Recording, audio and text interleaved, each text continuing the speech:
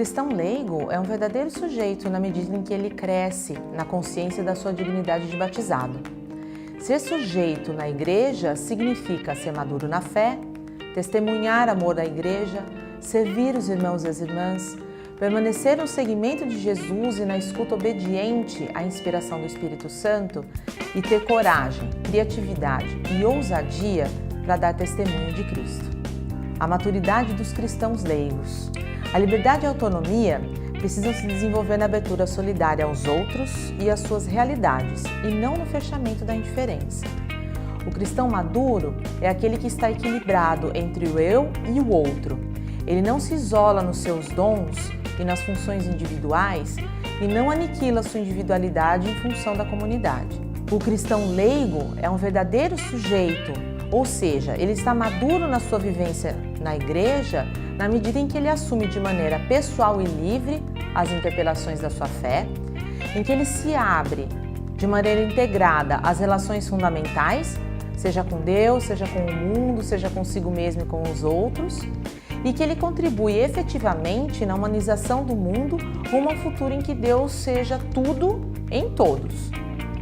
Apesar de se notar que vários leigos participam nos ministérios, esse compromisso não se reflete na penetração de valores cristãos na sociedade, no mundo político, o mundo social e o mundo econômico.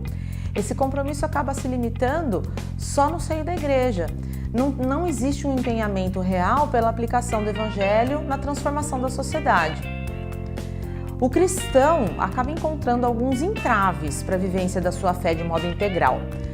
Há 4 principais oposições comuns que o cristão encontra. A primeira delas seria a oposição entre a fé e a vida.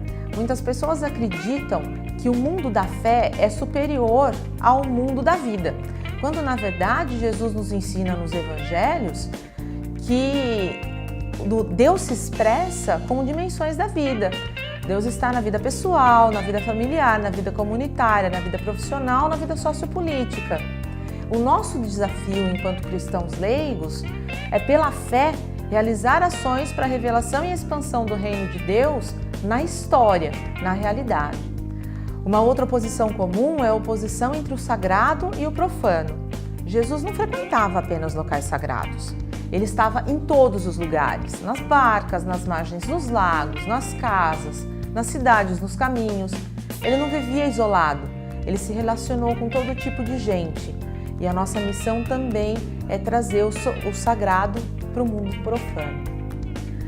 A oposição entre a igreja e o mundo. Muitos acabam vendo a igreja como um refúgio, como um único lugar onde eu posso encontrar Deus. E o mundo como se fosse o lugar do pecado, o lugar da perdição, o lugar da maldade. Por isso as pessoas fogem do mundo e se refugiam nas sacristias das igrejas. A função do leigo maduro é valorizar esse único mundo e essa única história onde a gente vive e transformar a igreja em unidade com o todo e com o gênero humano. Existe também uma oposição entre a identidade eclesial e o ecumenismo. Há quem se preocupe que a opção da igreja pelo ecumenismo possa levar à perda da identidade católica e com isso essas pessoas acabam se fechando na sua comunidade. Deixam de ver as outras igrejas cristãs que também expressam valores do Evangelho. A gente deve lembrar, porém, que o diálogo ecumênico é uma postura da natureza da igreja. Quanto mais católica, mais dialogal a igreja é.